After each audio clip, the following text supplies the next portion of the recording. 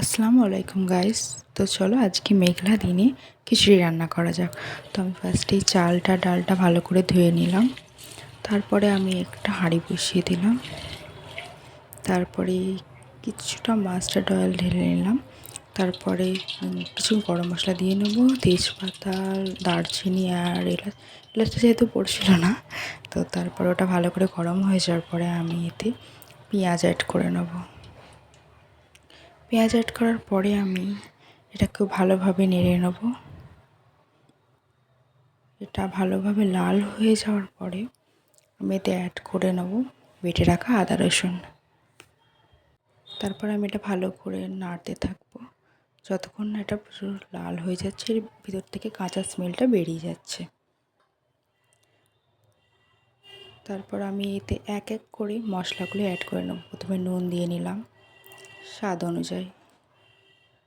তারপরে আমি লঙ্কার গুঁড়ো, হলুদের গুঁড়ো, জিরে গুঁড়ো, ধনে গুঁড়ো অ্যাড করে নিলাম এক এক করে। এগুলো সব স্বাদ অনুযায়ী আর কি দেব। তারপরে আমি এটাকে ভালোভাবে নাড়তে থাকবো এগুলো অ্যাড করে নেওয়ার পরে, যতক্ষণ না এগুলো ভালোভাবে মিক্স হচ্ছে আর কি।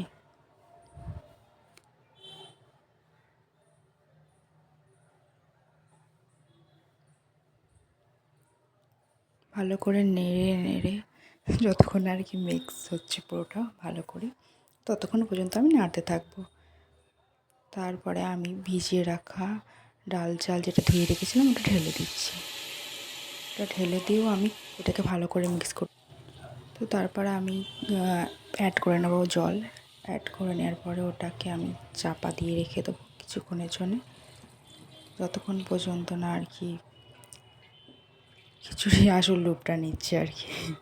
তো ততক্ষণ আমি আলুটা ভেজে নেব।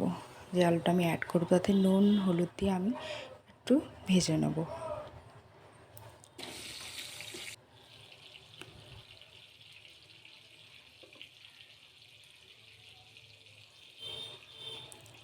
তারপর আমি খিচুড়িতে আলুগুলো অ্যাড করে নেব।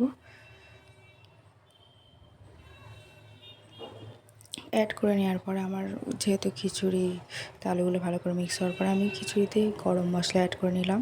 তারপর আমি ঘি অ্যাড করে নেব। ঘিটা দিলে একদম আলাদা টেস্ট আসে আর কি। তো তারপরে আমার খিচুড়ি, তো এটা তারপর আমার খিচুড়িটা রেডি হয়ে গেলো। একটা খুব দারুণ স্মেল বেরোচ্ছিলো। তো থ্যাঙ্কস ফর ওয়াচিং। ভিডিওটা ভালো লাগলে একটা লাইক করে দিও।